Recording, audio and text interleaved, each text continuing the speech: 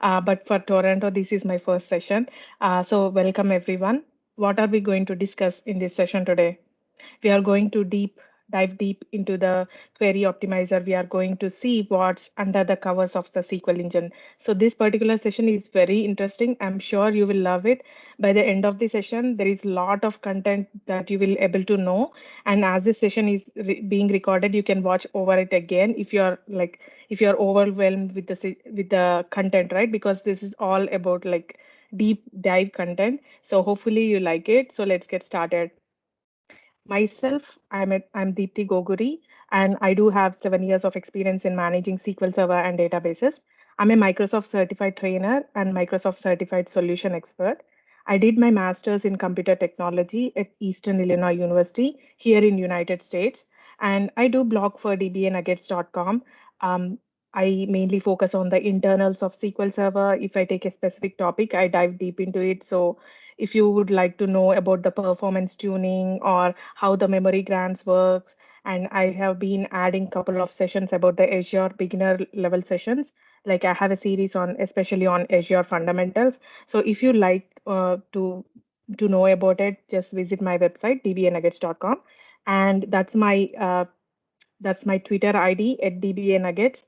If you would love to interact with me later, it's an honor for me to get in touch with you. Like I keep updating my sessions, like when I'm going to speak my next session. I have a couple of new sessions coming in, and I'm speaking for Group by conference as well. And the topic is TempDB. So if you would love to even learn on TempDB, internals of TempDB, you can go ahead and sign up for the Group by conference as well. And couple of the other things that I did not mention in the slide are that I'm a co-organizer for a couple of groups. I'm a co-organizer for Microsoft Data and AI South Florida user group, and a co-organizer for Microsoft Data Diversity, Equity, and Inclusion group. And also I'm a volunteer for Data Platform Women in Technology group as well. And down below, that's my email address. If you have any questions regarding this session, please do not hesitate to contact me either on Twitter or through email. So what are we going to discuss in this session today? We are going to start with the basics, ACID properties. So every relational engine should satisfy the ACID properties. Doesn't matter if it is SQL Server or if it is the other relational databases as well, like PostgreSQL, Sybase, all of those. So we will start with basics, and then we will look into the memory architecture of SQL Server. We will look into what all components we have inside the memory architecture, and especially, we are going to focus on the plan cache and the buffer pool and how these caches get managed inside SQL Engine. And the main thing is we are going to see the life cycle of the query for the read as well as the write transaction. That's very interesting part of this particular session. And we are also going to see what all components we have inside the SQL Engine. That's the relational engine as well as the storage engine. So internals, why should we care, right? Many DBAs and developers, they work with SQL Server on daily basis and they do pretty good. But then, without even knowing about the internals, sometimes it becomes difficult to analyze the query.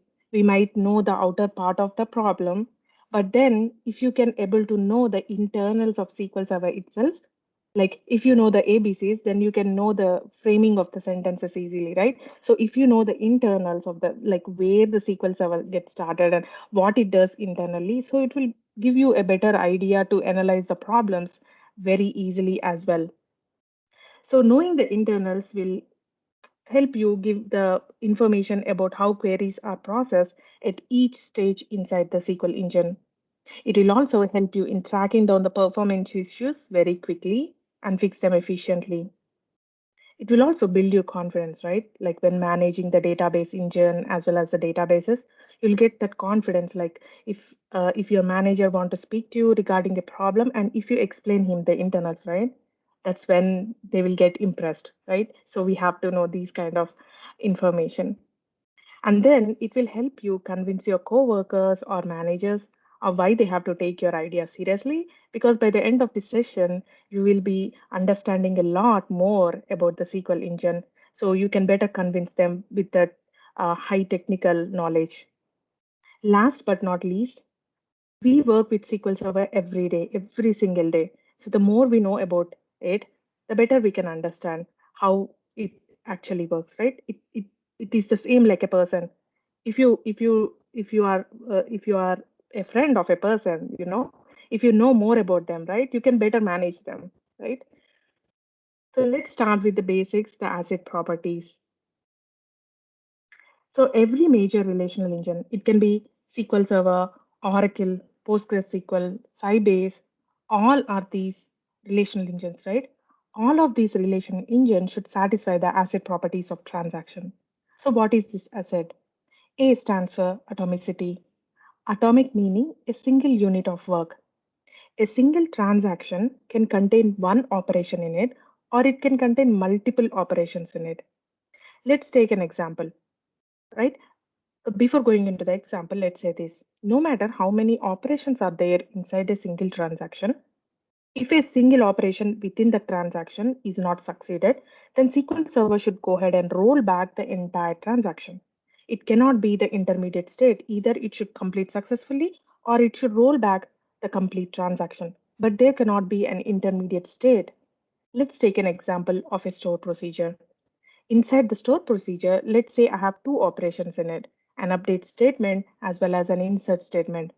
And whenever I execute the store procedure, both of those operations should get successful or they have to be completely rolled back. Let's say the update is successful, but then the update and delete, right? So update is successful and delete is not successful. Then SQL Server should roll back the entire transaction. That's atomicity, right? Everything or none. Let's talk about the consistency. The data inside the database should always be consistent, right? Before starting the transaction and after completing the transaction. Let's take an example. I wanted to update when I wanted to update a table, right? While I'm updating the table, something happens suddenly, like there is a power outage, or my server went down for some of the other reason, right? And that's in between my transaction. When we restart the SQL Server, that particular uncommitted transaction should be completely rolled back, making my data in the consistent state. It should be the previous value, right? It should roll back to the previous value and make the data in the consistent state. It cannot just hanging in there in between in the intermediate state. So that's consistency. I stands for isolation. No matter how many concurrent transactions are happening at the same time, each and every individual transaction should be independent of each other and should not interfere with any other transaction. Let's say that I am inserting bunch of records into a table, and while I'm doing that insert, the concurrent other transaction, right? They should not even know that I am inserting the data into the table. That means they should not be interfering with my insert. That's isolation. Each and every transaction should be isolated from each other. D stands for durability. Once the data has actually been committed and the data that has been made to the database should be permanent, right? Once it is committed, it should be permanent. Like if I restarted the SQL Server later anytime, all that committed data, which is already permanent to the database, should not be lost, right? That's the that's the beauty of the relational databases because it it actually follow all these asset properties, no matter if it is SQL Server or the other relational engines as well. What components of SQL engine will ensure the asset property, right? We need to know what components will actually take care of these asset properties. Atomicity is very easy to be ensured. It is taken care by the parse component inside the relational engine. Consistency is also very easy to be ensured. It is taken care by the parser and binder components inside the relational engine. This parser and the binder components are very lightweight to the SQL Server, right? It doesn't take much resources to process these components. So atomicity and consistency are very easy. And when you talk about the isolation is all about that locking mechanism, and it is taken care by the uh, storage engine within the SQL Server. And even durability is the most toughest of all. Like when you compare with all the four components, durability is the most toughest one because it is taken care by the transaction log inside the storage engine. And why do we have the transaction log, right? Whenever we wanted to roll back to get the data in the point in time recovery, that's when we need the transaction log. So that's the toughest part out of all these asset properties. Durability is the most toughest one. So let's take a very simple example, ensuring the asset properties, right? We have talked about the asset properties, but then if you can see the example, you will get the best idea of what it is.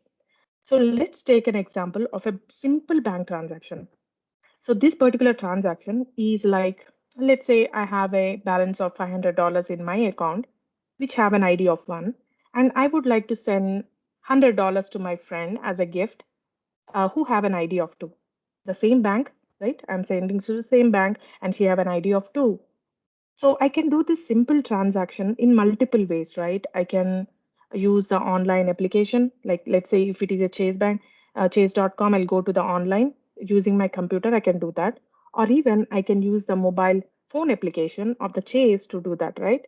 So let's take the mobile phone application to do this particular transaction. As we are deducting $100 from my account and crediting $100 to my friend's account takes two operations in it, right? The first one is to deduct $100 from my balance. The second operation is to credit $100 to my friend's account. So I'm about to start my transaction by using my mobile phone application. So once I begin the transaction, behind the scenes, SQL Server will also begin the transaction. The first operation, it will go ahead and execute it. It will go ahead and update, and it will deduct $100 from my balance where ID is 1, which will make $400. The first operation is completed, but then we have to do the second operation inside the same transaction, right? So we still use the explicitly we use begin run. So the second operation is to credit $100 to my friend's account. But I suddenly see this on my screen, on my mobile screen. I am logged out of the mobile phone application and I see this alert saying facility is temporarily unavailable. Now, what has happened, right? I just I just press $100 to send it to my friend. That transaction is not completed. I do not know if this transaction has been successfully completed or if I lost my money, $100, right? Definitely, $100 is not a small money to me. I am very angry at this particular moment because I am logged out of the system and I did not get any information. So I do not know what to do. So I called my friend to know if she have received any money, which she said she didn't. So I'm very angry on the bank guys. First of all, I want to close the bank account right now. But then I call the bank customer service guys and ask them what was the reason for this, right? But then they said there was a severe thunderstorm. It was not in their control. Server went down actually, but then they restarted it immediately, right? They do not have any always on always on availability right now, especially to show this asset properties of transaction. So they said SQL Server, we are just restarted. Now go ahead and do your transaction one more time. So I said okay, but what should happen, right? They said that, but then I'm really not sure if I lost my money because I did not log into my system yet. So what do you think if this particular transaction is actually, following the asset properties of transaction, what should happen? Let's see what will happen once I log in and see, right? Once they restarted the SQL Server and once I log in into my system to check, I already have $500 in my balance, right? That means this particular transaction is completely rollback, which is very nice actually. I did not lose my money. So that's how each and every single transaction should actually ensure asset properties of transaction. Now, how did it ensure here? As the atomicity is ensured by rolling back the entire transaction, right? And consistency is ensured by reflecting $500 in my balance, which is the initial amount before beginning the transaction, right? That's the consistency. I stands for isolation, as I told you. It is also ensured because While SQL Server went ahead and deducted $100 from my balance, the first operation that I showed you, none of the other transactions were interfering with my transaction, right? So isolation is also ensured and durability is also ensured. I did not lose my money. My money is completely back and and transaction log help made possible, right? It rolled back using that transaction log. So that's how each and every individual transaction of all these relational engines should satisfy. Now let's go ahead and talk a little bit about memory architecture of SQL Server. SQL Server is a SQL Server engine is a Windows program which will use Windows APIs to allocate memory to the SQL Server. So there are several components inside the memory architecture of SQL Server, but especially for this session, we are mainly focusing on the major components, the biggest components of memory architecture. That's the plan cache and the buffer pool. But let's go ahead and see what are the components we have here. The first component, which is one of the biggest components, the plan cache, it holds stored procedures, query plans, etc. The buffer pool, which is the biggest of all, it will hold the 8 KB data pages and the index pages. Whenever you insert any data, update any data, delete any data, or even the select data, right? That will directly won't happen to the disk subsystem at the database file level. It doesn't happen that way. SQL Server have to go ahead and grab those respective pages, what it wanted to insert or update. It have to grab those pages into the buffer pool, do the modification over there, and send back the pages again, that those pages that have been modified, those pages should go back to the disk subsystem and harden them onto the disk. That's the general process, right? And buffer pool is the main memory that we need for the SQL Server. There are also other type of cache like log cache, token and perm user store cache. Now what the token and perm user store cache does is it will store the user permissions onto the objects. That's what it does. And there is also other type of cache known as column store cache, especially for the column store indexes. These column store indexes are compressed and they are stored at the disk subsystem.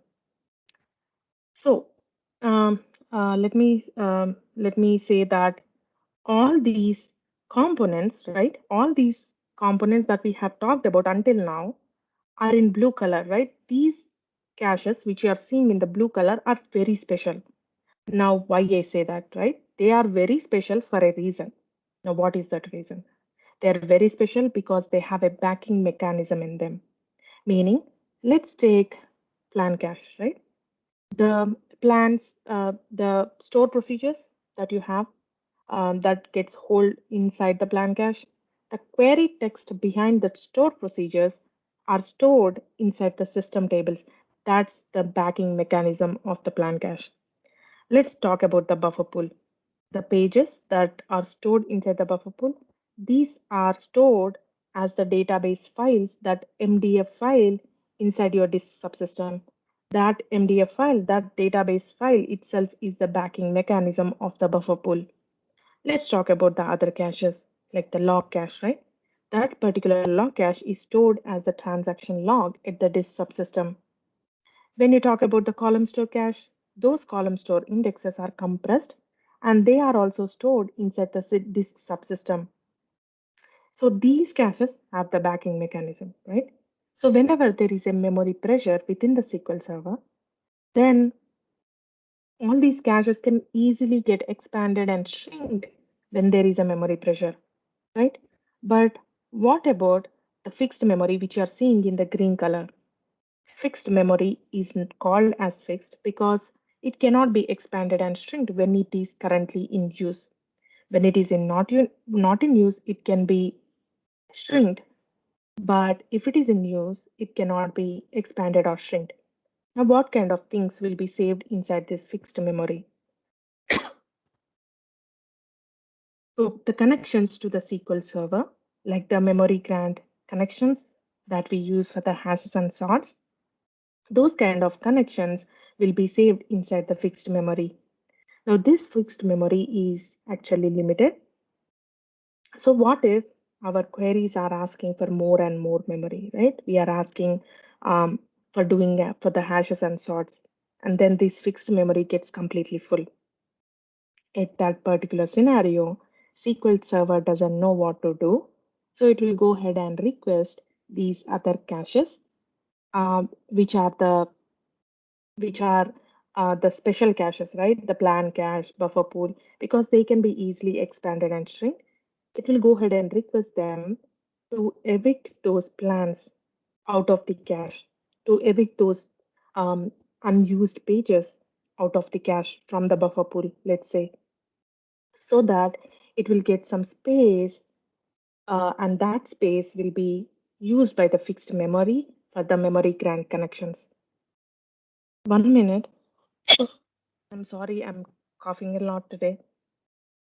So that's how the fixed memory get managed.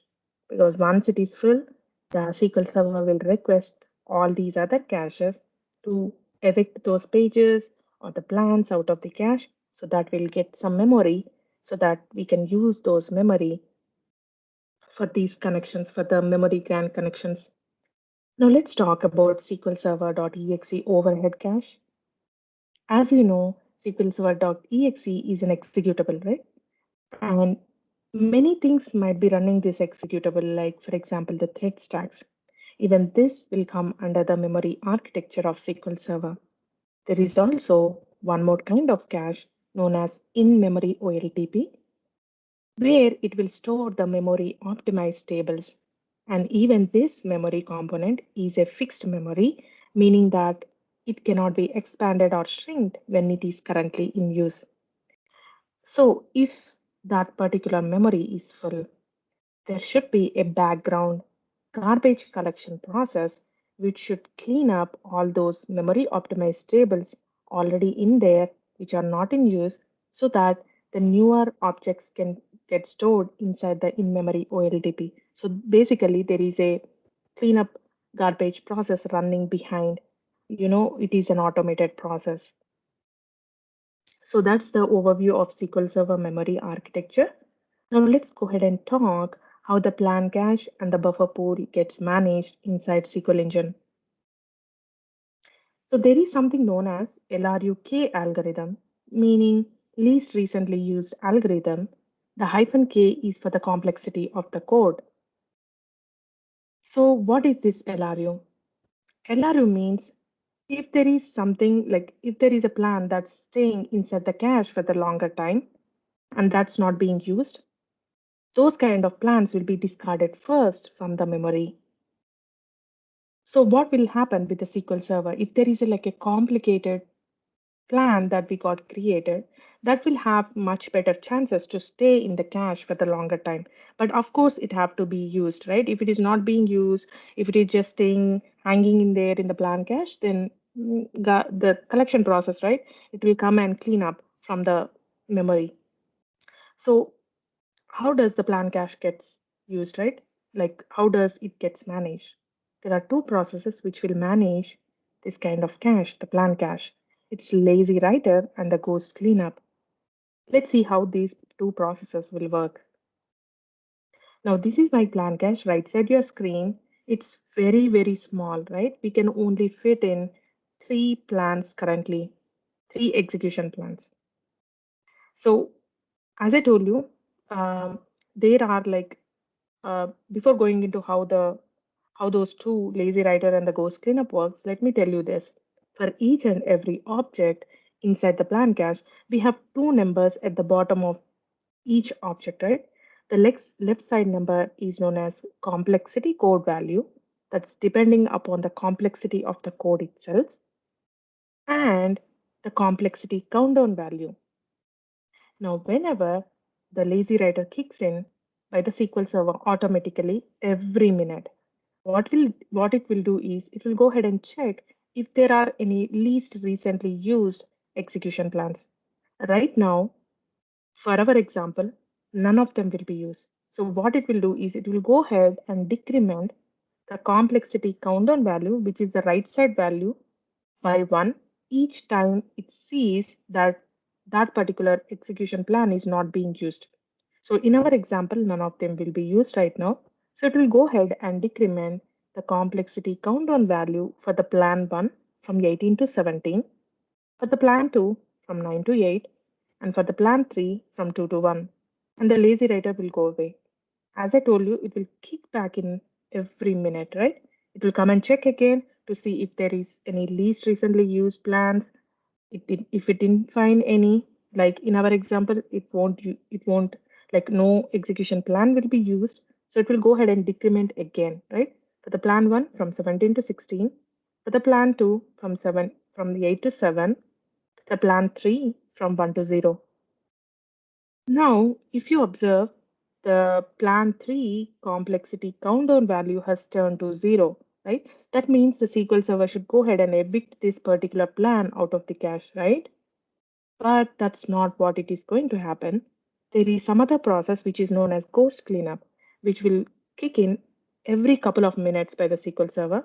It will go ahead and check if there are any execution plans, like if there are any object inside the plan cache with no countdown value. That means they are not being used, right? That's why they are turned into 0. So it will go ahead and check them and then flag them as ghosted. Now, what do I mean by that? Flag them as ghosted, meaning they are still going to stay inside the plan cache, but they are in the half-life, meaning if there is a memory pressure, right? Tomorrow, if there is a memory pressure, then the ghost cleanup on its regular process, it will get kicked in and clean up all these ghosted execution plans out of the cache. It will kick them out of the cache, right? They are no more in the cache. Now, why it does that? Because there is a memory pressure. SQL Server want memory pressure. Like in the scenarios, like let's say the fixed memory gets full and SQL Server is requesting the plan cache to please go ahead and clean up all those um, ghosted objects, right? It will come and this particular ghost cleanup will go ahead and clean up all these ghosted objects out of the plan cache such that it will get some space inside the plan cache. Now, what if there is no memory pressure, right? This is only if there is a memory pressure, the um, ghost objects are going to evict out of the cache. But if there is no memory pressure, these flat ghosted objects are still going to stay inside the plan cache such that there might be other user coming tomorrow and he might be wanting to use the same execution plan for his query, right? We might not run for several days, but then suddenly he wanted to use again, right? Then at that particular scenario, this ghosted record, like it will get used again. It will have that counter back on it again. So that's how the plan cache that's how the lazy writer and the ghost cleanup process will manage the plan cache. Uh, Now, Diti, can I have a question here?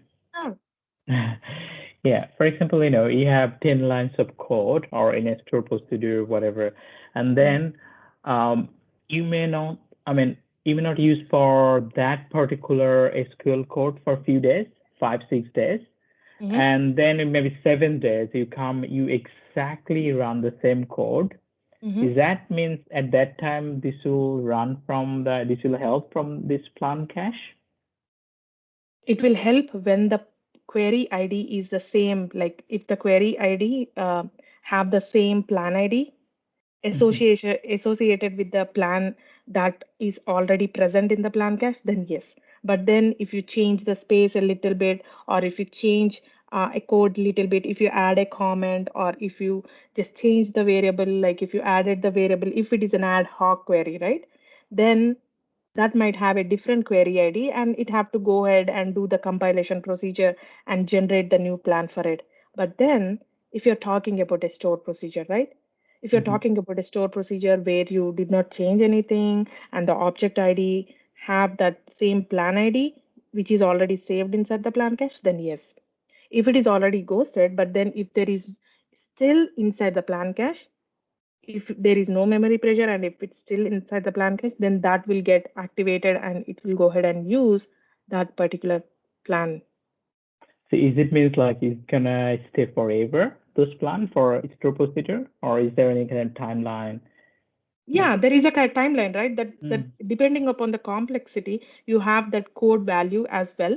So each time the lazy writer come and check, it's like a ticking mark, it's like a clock, right? It will come and check. If it is not being used, then the value get decreased, the code value will come decrease. Like whenever it turns zero, then only. And you cannot tell like when that is ticking, right? You have to monitor those. Okay, yeah, great. Thank you, Aditi. Awesome. So the next time the lazy writer kicks in, again it will kick in right in a minute, because that's a cycle of process which will happen behind the scenes without your intervention. So the lazy writer will come again to check if there are any least recently used again, but this time plan 2 will be used, right? The complexity countdown value has been decreasing, but then now somebody came and used the same plan. Now what will happen? For the plan 2, the complexity was 7, right? But then it will go ahead and turn that back to its original value, which is 9. And then the track down process will start again. That's how the lazy writer and ghost cleanup will manage the plan cache. Now let's go ahead and talk about the buffer pool. Buffer pool, as you know, it will store the 8 KB data pages and index pages in it. So basically, if you are doing select star from a heap table, right? Let's think about the heap table first. So if we are getting select star from the heap table, then we have to go ahead and actually grab all of those pages, all of those table pages into the buffer pool to do the select. As I told you, everything will happen at the buffer pool. Nothing will happen at the disk subsystem. All the SQL Server will touch the disk subsystem is to grab the pages, and once the modification has been done, to put those dirty pages to the back to the disk subsystem. That's when it will actually interact, right? But then if you are doing the select on the heap table, it have to go ahead and grab all of these pages into the buffer pool and do the select over there, which is like it might do several page reads, right? It have to move here and there, do several trips to the disk subsystem to grab all of those pages, which is like very IO intensive, right? But instead, if you put the clustered index and non-clustered indexes on top of that table, then SQL Server maybe it have to only go ahead and grab those non-clustered indexes pages to just get those columns, depending upon what columns you are searching. It will go ahead and get only do some trips, right? Only do couple of trips to grab those pages into the buffer pool to do that select, which is like helping helping the IO, reducing the IO, speeding up the query process, right? So how does this buffer pool gets managed? There is something known as checkpoint process. Again, this particular checkpoint process will be will be executed every couple of minutes by the SQL Server automatically. You don't have to do anything, right? So what is this checkpoint process? So checkpoint process will be kicked in every couple of minutes by the SQL Server automatically. Now what it does is it will go ahead and check if there are any dirty pages inside the buffer pool. Now what are these dirty pages, right? Dirty pages are the data pages which are already modified inside the buffer pool, but they are not yet hardened them to the database file system.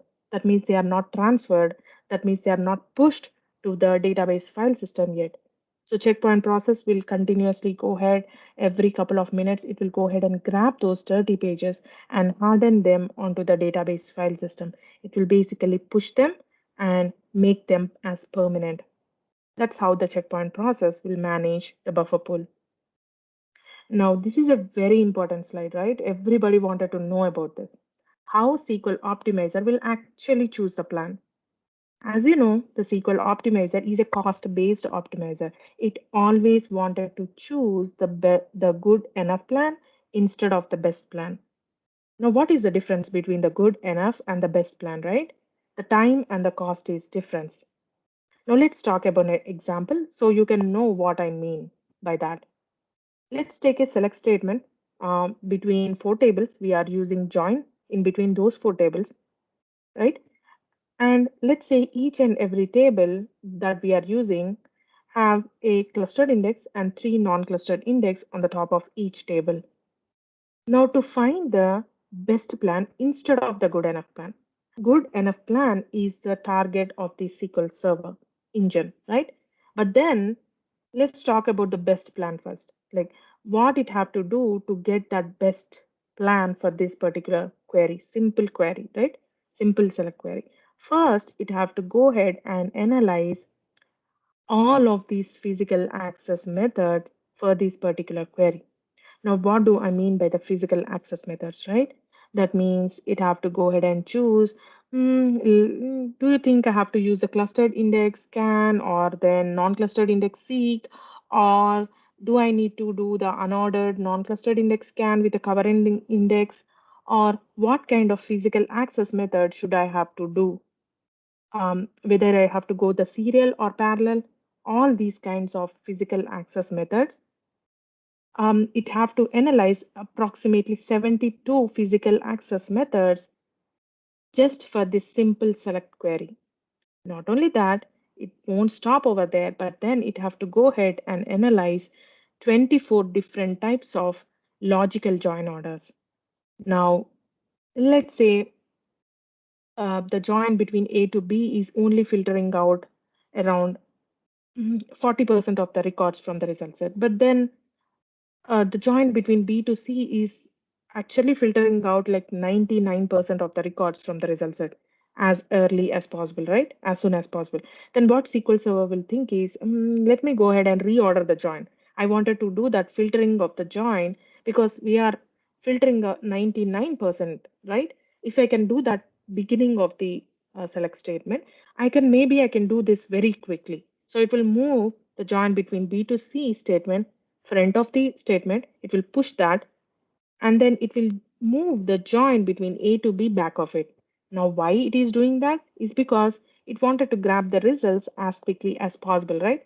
The more records it can filter earlier at the in the while processing the session, the easier it can do the entire processing and the quicker it can give the results. So that's why it have to go ahead and check all these logical join orders. It have to go ahead and choose 24 just for this select statement. It have to go ahead and choose the best one out of out of it. On the top of it, it have to go ahead and analyze so many transformation roles, meaning all of these physical methods and then using the indexes, memory grants, everything combined. All of these logical join orders, physical data access methods, and physical join, possible logical join plan, and there are several, like some thousands of um, thousands of access methods that it have to go ahead and choose, and out of them it will go ahead and get, if it gathers everything, it will do approximately gather 25,000, like 26,000 possible plans. Out of analyzing all of these transformation rules, it will get approximately 26,000 possible plans. And out of those 26,000 possible plans, it have to go ahead and choose the best plan. Just imagine how much time and resource consuming it is for the SQL optimizer, for the SQL engine to go ahead and choose the best plan for this very simple query. It will take hell lot of time, right? And no user wanted to wait such long time. If it takes that long time, nobody will even buy SQL Server, right? So that is the reason SQL Server intelligently it will go ahead and do only couple of methods. It will go ahead and do couple of transformation rules, analyze couple of them, and get that good enough good enough plan for that particular query instead of going ahead and analyzing all of these transformation rules to get that best plan, right? Good enough is actually best, and it can give us the results very quickly. So that's how the optimizer will actually choose the plan. I would like to thank Kevin Klein for loaning me this example. If I give the same concept, right? If I tell the same concept in very simple words, let's say we have a query and it went ahead and it chosen the plan A, the strategy A, meaning the plan A will be best. But it also thought plan B also will be best. But in order to choose between plan A or B, it have to go ahead and analyze at least some hundreds of transformation rules. Then SQL Server don't want to go to that third step. It will just go ahead and choose plan A or plan B randomly.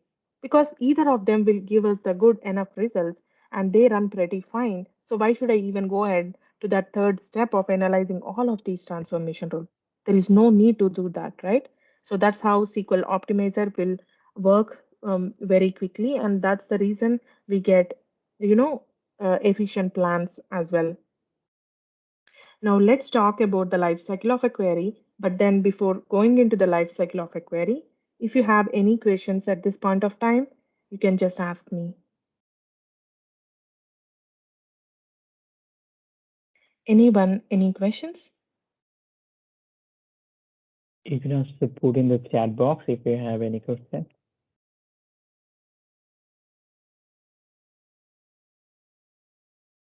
No questions so far, Dipti. You can go Okay. ahead. Okay, awesome. So let's talk about the life cycle of a query. This is very interesting topic actually, and it is not talked about much, but then very important to know. I know this slide seemed to be very confusing when you see, oh my God, what is she even talking about? This is so overwhelming to me. But if I simplify it, it is very simple, right? So inside the SQL engine, we have two engines, right? A relational engine and the storage engine. Let's talk about the relational engine first. Relational engine have two two major components. The first, so if we divide the components into steps, relational engine will actually have the first step and the second step. Now, the first step contains the components parser, binder, simplification, and the trivial plan. These four components from the first step are very lightweight, trust me. It doesn't take much resources for the SQL Server to process these particular components from the first step. But when you come to the second step of the relational engine, it have load metadata, join heuristics, and search phrases. All of these components from the second step requires lot of metadata, like to process any query, right? It requires all the metadata what it takes to process the complete query happens here. So it needs all the metadata that it needs. When you come to the third step is known as storage engine components, right? Now all these in the third step, all these components that we have are like very IO intensive because it is a storage engine, right? It is a disk subsystem. This particular buffer pool component inside the third step, it has to actually interact with the disk subsystem, which is very IO intensive, right? The IO reads, reads per disk, writes per disk, all happens between the buffer manager and the disk subsystem. That's the reason I told you like it is very IO intensive. So first step and the second step components will come under the relational engine, and the third step components will come under the storage engine. Now let's go ahead and see how the select statement works. Before going into the more data modification statement, let's see the basic select statement first. We have a wonderful user here who is very excited to run a query onto the SQL Server, let's say. Now, no matter what kind of interface he is using, he might be using Management Studio, SSMS, SQL Server Management Studio, or Azure Data Studio, or .NET Visual Studio, or even any third-party application, right? Like, let's say he's trying to book a flight, right? No matter what kind of interface he's using, let's say he's using the website, right, to book a ticket. So he should first get the secure network connection to the SQL Server, right? He just can't enter into the SQL Server, no way. There should be a process, right, which should be actually interacting between the user as well as the SQL Server. Now, what is that? There is something known as SNI, which is also known as SQL Server Network Interface. Now, what it does is it will secure the network connection between the SQL Server as well as the user. The user is our client here, right? So how does the SNI do that? SQL Server Network Interface will use the Internet protocols to establish the connection between SQL operating system as well as the client. Now, the Internet protocols, we have three different Internet protocols, right? TCP, IP, named pipes, and shared memory. No matter what kind of Internet protocol we use, the process remains the same. So first, the secure network connection has been established by SNI. This particular query, right, the user that is sending to the SQL operating system, that particular query will first get wrapped into a tabular data stream packet. It will come in the form of data stream into the SQL operating system. Now it is wrapped, and SNI will actually give that TDS packet to the SQL operating system. Once the TDS packet has reached the SQL operating system is not the SQL server, right? It is the operating system of the SQL server. First, it will unwrap the tabular data stream packet, identify that coming connection as a SQL connection, and first it will go ahead and assign a SPID to it. You know the SPID, right? Server process ID. Whenever you do SP-who2 or SP-who, you see those SPIDs, different SPIDs, SPID number 52, 74, right? Those are the active connections made to the SQL server. So once the SPID has been assigned, that particular TDS packet will be unwrapped and it will identify that as a SQL query and the SPID has been assigned. Now that particular query will be going to the first step of the relational engine. The first step is the parser. Did you observe, like in the previous slide, I have mentioned the first components, these four components are very lightweight to the SQL Server, right? Now let's go ahead and talk about those components. The parser component, what it does is it will parse the query, meaning it will go ahead and check if there are any syntactical errors. Let's say you wanted to do select star from, but by mistake you have given select star from. In that particular scenario, the parser component will identify that as a syntactical error and throw back the error to the user, saying it is syntactically incorrect. And variables are also declared here. Like if you are using any variables in your query, if those variables are actually valid or not, those kind of things will be identified here, validated here, and then views are expanded. Like if you are using any views in your queries, the code text behind that view will actually get expanded, and that code behind that view is brought inline into the code you are sending. So basically, no matter how many views you have, if you are using in your queries, if you have a view that you are using in your queries, it does nothing, but then it will go ahead and grab that query behind your view and it will put that view inline into the code you are sending. So it will go ahead and expand that. And what the parser does is later, it will go ahead and put a hash on the query that the user is sending, right? So first it will put the hash and then it will go ahead and compare against the hash of the execution plan if it is already sent, if it is already there inside the plan cache.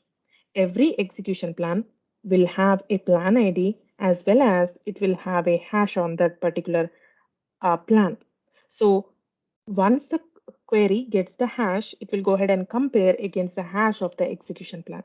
If it finds the exact match, then it will go ahead and use the same execution plan for the execution phase. But what if it didn't find any, right? What if we are running this particular query for the first time? Then the parser component will build a initial logical tree for the first time. That particular query will now send to the binder component. Binder is also known as algebraizer or normalizer. And what happens at the binder component is this binder will first go ahead and validate the objects. It will validate whether the table is valid or not, columns are valid or not, those kind of things. But parser will just validate the syntax, not the objects. Please remember that. It will just go ahead and check the syntax, but not the objects. But binder is the one which will validate the objects, whether the columns, everything like tables are valid or not. And user permissions are also checked here. The user who is trying to run the query, whether he have enough permissions to execute those objects or not. Those kind of things are checked here. Data type resolution also happens, meaning like if you are running a select statement between the two tables and you are using union all clause between those two tables, right? Then the ordinal columns of those two tables should match in their data type. Now you might say, what are you even talking about? right? I will be showing this particular data type resolution in our demo. And aggregate bindings also happens here, like the sum, average, those kind of things are bound here. With all this information, the parser will actually update that information into the parse tree inside the plan cache. And then the query will be now sent to the simplification component. The simplification component itself says something, right? It will actually simplify the query. Now, how does it simplify the query? It will basically go ahead and convert those subqueries if you have in your queries, right? If you have those subqueries in your query, it will go ahead and convert those subqueries into a very simple join. So if you have thousands of queries with all of those subqueries, simply it will go ahead and just convert them into a simple join, even without you knowing about it, right? Behind the scenes, it will happen. So once it will convert those into a simple join, the contradiction detections also happens here at the simplification component, right? If you are having those foreign key relationship issues, like those kind of contradiction errors, those kind of things will be detected at simplification component. And now all of those information will actually be updated to the parse tree inside the plan cache. And then the query will be going to the trivial plan component. Trivial plan is the last component inside the first step of relational engine, right? This is the first step. This is the last component inside the first step. And this is all the relational engine, right? This first step and the second step are from the relational engine. So the trivial plan, let's talk about it. Let's say we are sending to the SQL Server a very simple statement like select star from a table with a simple where clause. That particular statement is treated as a very simple statement by the SQL Server. Now, this is how the SQL Server thinks. Hmm, yay, this is a very simple query, right? This is a very simple query. Now, why should I even go ahead and, put that pressure on the plan cache? There is a plan tree that these previous component has been built, the parser, binder, and simplification. They have actually built, they took so much resources like at least some, right? These are very lightweight to the SQL Server, but then they worked so hard to put a parse tree inside the plan cache. Let me go ahead and just throw that out of the plan cache and let me build the trivial plan just like that. No matter how many times you send those queries to me, like simple queries, I don't care. I don't care if you have a plan tree already in your plan cache. I'll just discard that out of the plan cache, and then I'll go ahead and create the trivial plan on the fly just like that because it doesn't cost me much. It doesn't cost me any resources at all. So let me go ahead and discard that from the plan cache and let me go ahead and do the trivial plan. But then that trivial plan will be going to the execution phase, right? If at all your query is so simple. But then if your query is not so simple, if your query have that beautiful, very technical, very complicated logic in it, right? That fancy logic which have like 6 to 7 order bys, group bys, many complicated joins in it, very complicated query. That query will be treated as a complicated query by the SQL Server, and that query will be sent to the second step of the relational engine. If the query is so simple, then a trivial plan will be generated, and that trivial plan will be used for the execution phase. You might be asking me, now what will happen, Deepti, once the trivial plan gets generated? Will that get stored inside the plan cache? No, it doesn't. By default, these trivial plans doesn't get stored because SQL Server doesn't want to spend any of the space, which is very valuable actually, because we have less amount of resources, right? We have limited amount of RAM in our buffer pool. We cannot afford the trivial plans. So it will go ahead and generate the trivial plan, send it to the execution phase, done. It is not stored inside the plan cache. The next time you run, no matter how many times you run, 10,000 times, 10,000 times those trivial plans get generated. As they are not stored inside the plan cache, nothing will happen. Very lightweight. But then if that is a complicated query, that query will be sent to the second step of relational engine, which is metadata. The first component inside the second step of relational engine is load metadata. This is where a lot of metadata is required to process that particular complicated query. Like it will gather the index statistics and histograms. Now, what are these statistics, right? Statistics are the blob structures which are saved inside the system tables to describe the distribution of the data inside a column or set of columns or an indexed view.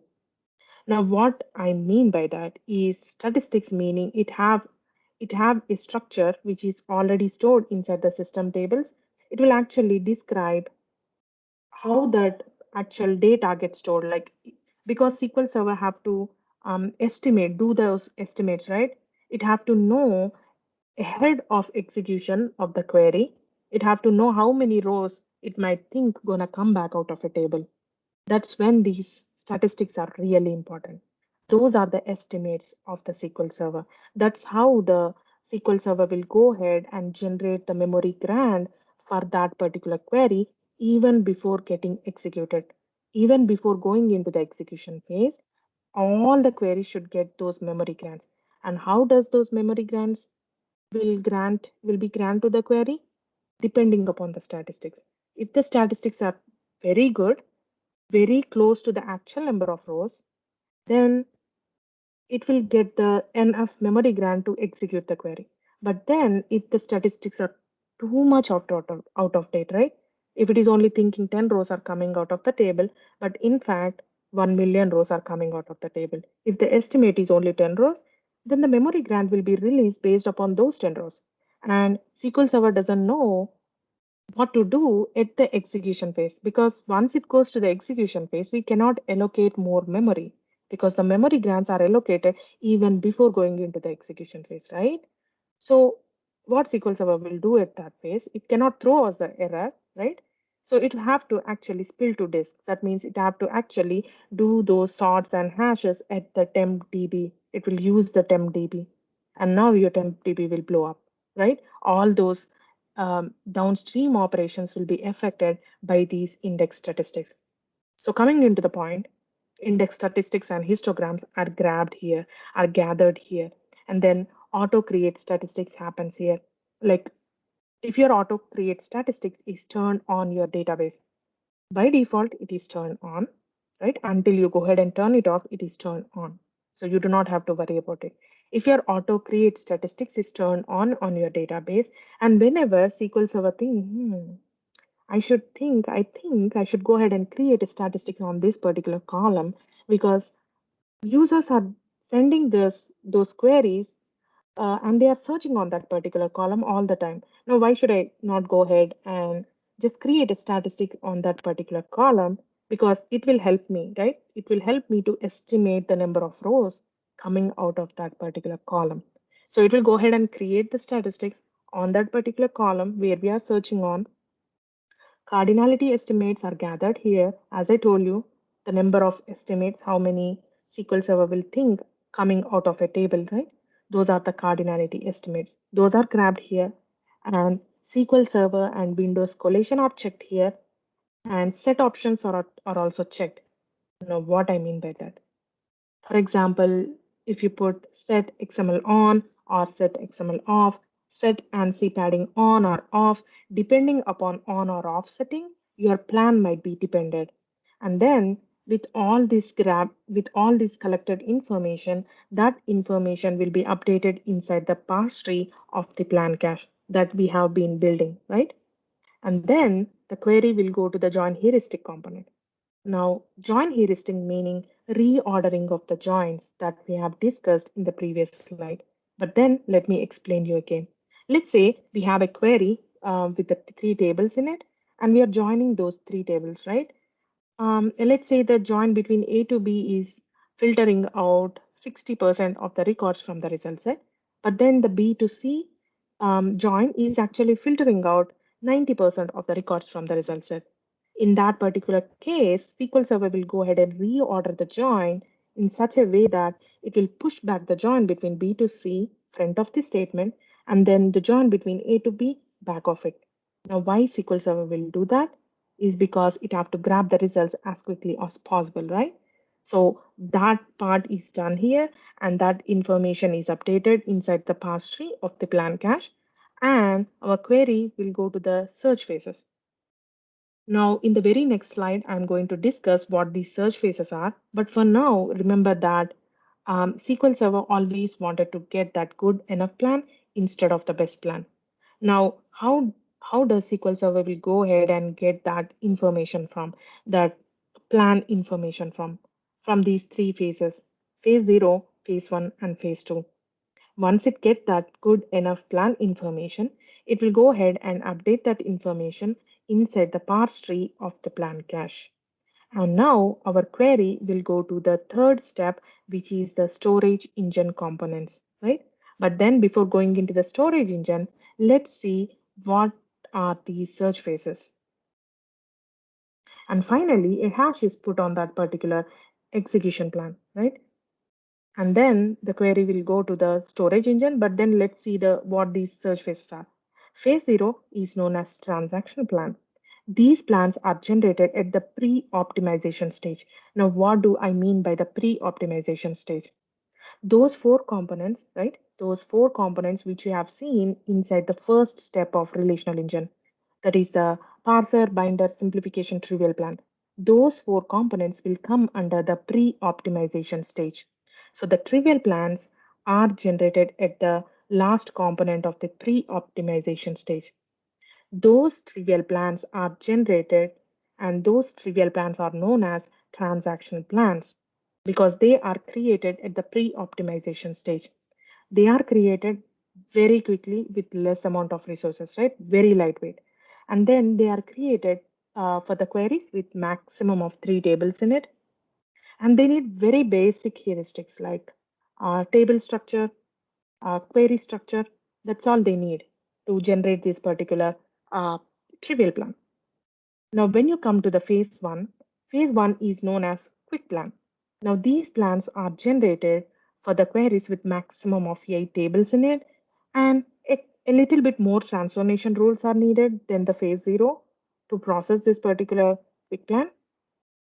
So, what happens at this phase 0 and phase 1 is SQL Server will go ahead and compare the query that we are sending to the already existing execution shapes. If it find one good enough plan from there, it will go ahead and grab it from there. But then the phase 2 is completely different. With the phase 2 is known as full plan. That means most complicated queries are generated here. The full plans are generated here, like the queries which have parallelisms, like which do the parallelism spills and spools to the tempdb. Those kind of queries will actually generated here, the full plans. And almost all of the transformation rules are unlocked here. And once the good enough plan is chosen, it will go ahead and grab the plan from the phase 2. Now, just like the phase 0 and phase 1, SQL Server doesn't go ahead and compare with the already existing execution shapes. Instead, what it does is it will go ahead and prune off all the transformation rules that it doesn't require. Now, what do I mean by that? Let's take an example of a query where we do not have any varchar max or n varchar max data type. SQL Server first it will go ahead and prune off all the transformation rules which are related to that n varchar max data type. Once it cut off all those because we do not require, right? We do not have any n varchar max. Like the same, it will go ahead and prune off all those transformation rules which are related to that n varchar max. It will go ahead and prune off, and then so that it will go ahead and only analyze some of the transformation rules that it required to do and then grab that good enough plan from there. That's what it happens at the phase 2, which is the full plan. Now, our read transaction, right? The select statement is at the storage engine. The first component inside the storage engine is the access methods. Now, access methods, it's not a component that it will take the action, but then it will go ahead and analyze how it have to grab the results from the disk subsystem as soon as possible. It will go ahead and analyze that. That's all it does. Once the query has reached the transaction manager within it, it has two components in it, the log manager and the log manager. As we are doing the read transaction, we do not have to uh, do the exclusive logs, right? Because this is a read transaction. So first, the transaction manager will go ahead and invoke the lock manager part of it and request the buffer manager to put the shared lock on the resources it needs to process the query. Once the query has reached to the buffer manager, first what it have to do is it have to go ahead and first put the shared lock on the resources it needs, right? Because right now it is going to select the data. We do not have to worry about the exclusive lock right now because this is not the right transaction, right? We are not modifying any data. So it will go ahead and first put the read transaction, it will go ahead and put the shared lock on the resources it needs, and it will go ahead and check if all the resources that it needs to process this particular read transaction are already inside the buffer pool. It will go ahead and first check that if there are already all the data pages or index pages that it needs, if they are already there inside the buffer pool. But if it didn't find any, it will go ahead and grab those pages in the form of 8 KB pages, put them in the buffer pool, do the select over there, select the data, and then give back the results to the user. This is the process behind the scenes that will happen for the read transaction for the select queries. But what about the write transactions, right? Everything will remain the same for the first step and the second step. All the modifications, all the changes will only happen at the third step. If the query, right, if we are doing a select statement, if that select statement is so simple, right, with a very simple where clause, then a trivial plan gets generated and that trivial plan will go to the execution phase. That's done. But if the select query is so complicated, then that particular query has to go to the second step and then come to the third step to do the to grab the results, right? If there is a trivial plan that got generated, then that execution plan is taken and then come to the storage engine to grab the results again. Because no matter if it's a trivial plan, it have to grab the results, right? It have to contact the disk subsystem and the buffer pool to get that results. Once we go to the write transaction, all the difference is here within the storage engine. Access methods, as I told you, it will just analyze how it have to grab the results as soon as possible, right? Like from the disk subsystem. Once the right transaction has been reached to the transaction manager, something different will happen here. As I told you, there are two components, right? The log manager and the log manager. As this is a write transaction, any modification that we are making to the data pages inside the buffer pool, even before making any of the changes to the data pages inside the buffer pool, we have to write those modifications first to the transaction log. So first, the transaction log, transaction manager will go ahead and invoke the transaction log, write all the changes that it wanted to do, and then send the query to the buffer manager, requesting buffer manager to now put the exclusive lock on the resources it needs to process the query. As this is a write transaction, the buffer manager will go ahead and completely lock by putting an exclusive lock on those resources it needs to process the query. And then it will go ahead and check, just like the select statement, it will go ahead and check if all the resources that it needs to process the query are already inside the buffer pool. Just like the read transaction, if it didn't find some of them or any of them, it will go ahead and grab those pages, just like the read transaction, grab them in the form of 8 KB pages, put them in the memory, do the modifications over there, right? We are writing something. We are do the modifications over there and send the success message to the user. But there is something that we didn't do yet, right? All the pages are already modified in the buffer pool, but they are not yet hardened them to the database file system. That's when the checkpoint process will get kicked in to grab all these pages from the buffer pool, to grab these dirty pages from the buffer pool and harden them onto the database file system. Now, while doing this transaction if something happens in between, right? Something happens in between, checkpoint process did not kicked in because the process is not yet committed. Something happened here in between and server went shut down or server went unavailable, right? Now what will happen once we restarted the SQL Server? Since we already have written the modifications and the previous values inside the transaction log will help push back, roll back the entire transaction and make the data in the consistent state, right? That is the reason why we have to write everything into the transaction log before modifying the data into the data pages. Inside the transaction log, we have those versioning of the data, right?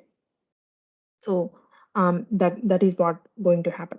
So let's go ahead and talk about, like, let me go ahead and show you a couple of steps, like the pre-optimization steps, how they actually work inside the management studio, right? There, it is going to be very interesting. And this demo doesn't take much long time. It will only take couple of minutes. So mm, just stay here. Let me go ahead and um, share my management studio. Where is my management studio? Come on. I think this is the one. Okay. So can you please confirm, Dipnokar, that you are able to see my Yeah, demo? I Thank can you. see this thing. Thank you. So here we are using AdventureWorks 2016 database, right? Let me go ahead and put the database in the context. And then let me show you how the parse only works, right? We are talking about the pre-optimization stage. That means the first step of the relational engine. What will happen once you execute the query? Those four components, the first four components we are talking about today. So let me go ahead and parse the query, right? The first component. So first, the parse only happens. So where I can just turn on the parse only by setting the parse only option on by using the query set parse only on, or I can use this tick mark over here to just parse the query. But for the consistency, let me put it in the T-SQL query, right? Let me turn the parse only option on. Now, once I turn it on, no matter I run the query, it doesn't execute the results. It doesn't show the results. It doesn't run the query. All it does is it will just parse the query. Now, when I execute that, see, it did not produce the results, right? Because we are just parsing, right? So that means syntactically, this is perfect. This is correct. But now let me go ahead and do this particular query. I'm not declaring the variable, but then I'm using it in the where clause, right?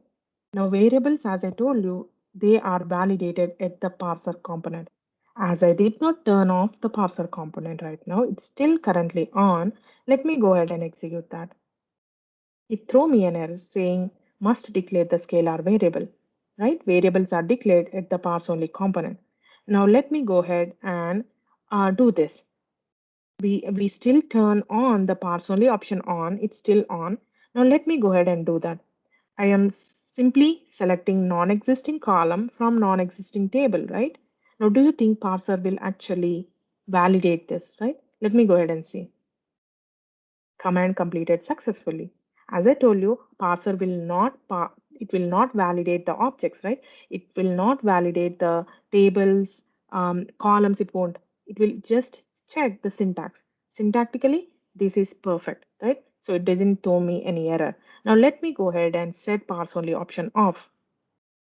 And now I wanted to show you the second component inside the first step, the format only option, right? Where the binder components actually gets kicked in. So if you want to turn on both the parser and binder components together, you just can't turn the binder option alone. You have to turn on both parser and binder together by setting the format only option on. Now this particular format only option on is deprecated, but then it is actually working, right? Whenever you wanted to just parse only and check the binder component, whether your objects and columns are valid or not, just go ahead and set format only option on. That will make sure your query is not executing, but then checking all of your variables, columns, tables, syntax, whether they are valid or not, right? Let me go ahead and set the format only option on, and I am running a very simple select statement, right? Between two tables, there is no, all of the columns and tables are valid here, and syntactically it is perfect. So when I execute that, even the format only option will not produce the results. All it does is enable the um, parser and binder components. Now, if you see here, there are no results, right? Now let me go ahead and do this particular select statement one more time. Select non-existing column from non-existing table. Now, as the binder component is kicked in along with the parser, by using the format only option on, it should throw me an error. Invalid object name. That is because the binder is activated right now along with the parser. Let me set format only option on, off actually. So when I turn this off, that means we are in regular state of our management studio. If I run a query, we will see the results, right? Now let me go ahead and show you how the data type resolution happens at the binder component, right? So let me go ahead and show you, like, because we just turned it off, we are just running the query, just like using our general management studio. It will first go ahead through the first component, through the first step components, right? So it will validate parser binder, then go to simplification, right? So let's go ahead and execute that. If you check here, the customer ID, right?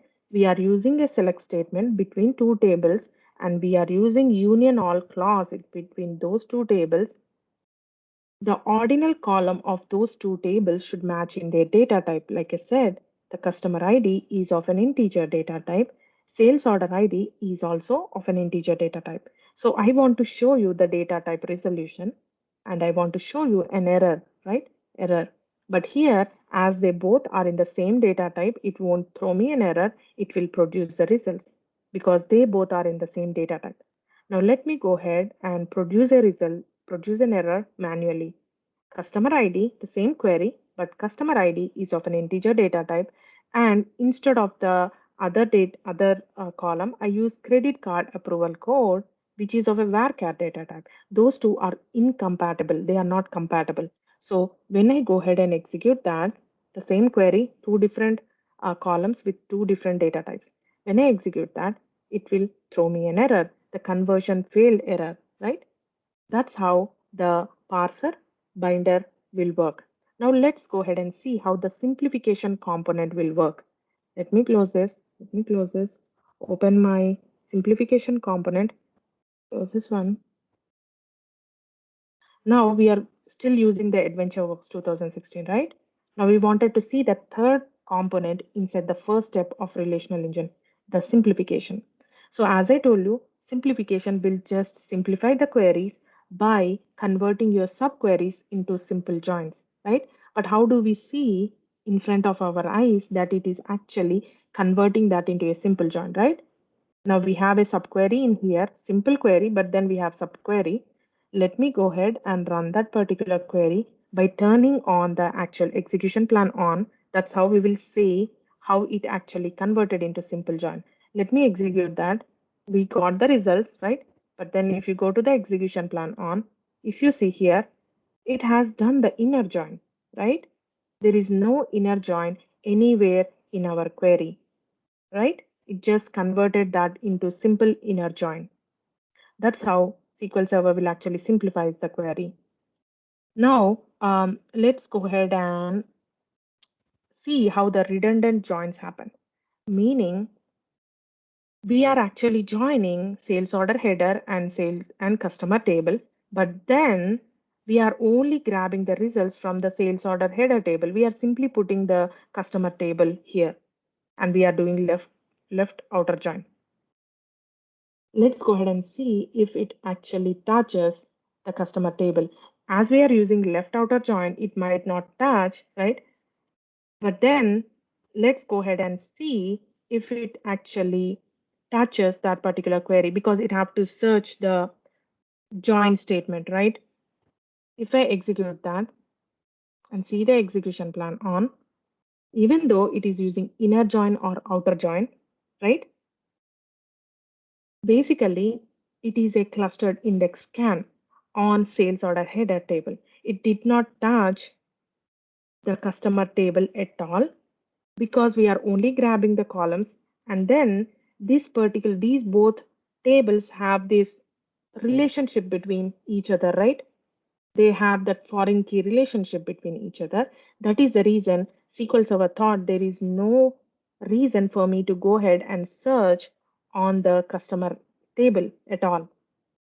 So if you have those relationships set in place and SQL Server doesn't want to touch that other table at all, and um, so it will go ahead, and as we are only grabbing the results from this particular sales order header table, it don't have to touch at all. But then if there is no relationship between those two tables, right, definitely SQL Server has to touch the customer table.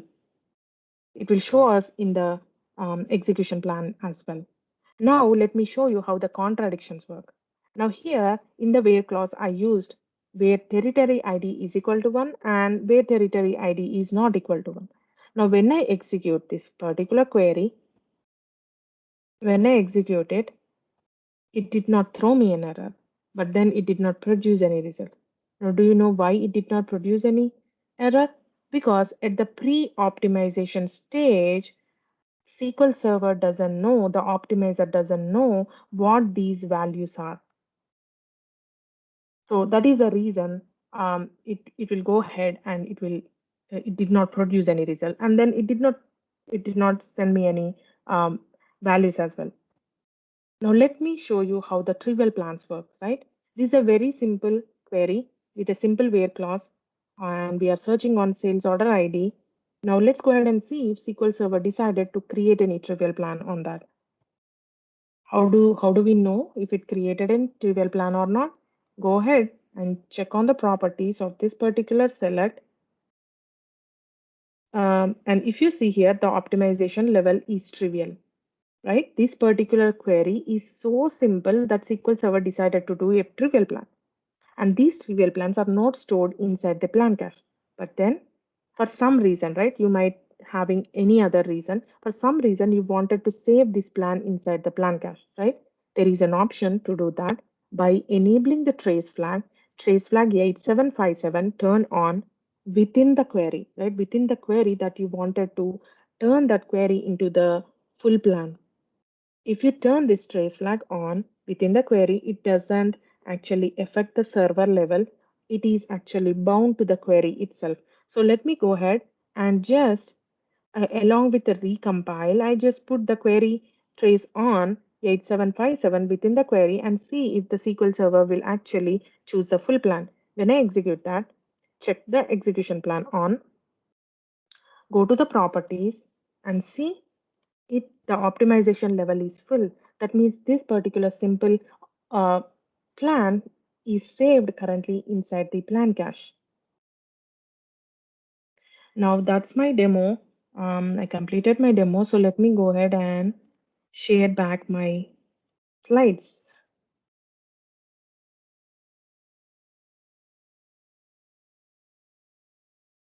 So in the summary, right, what we have discussed today is we started with the basics, the asset properties.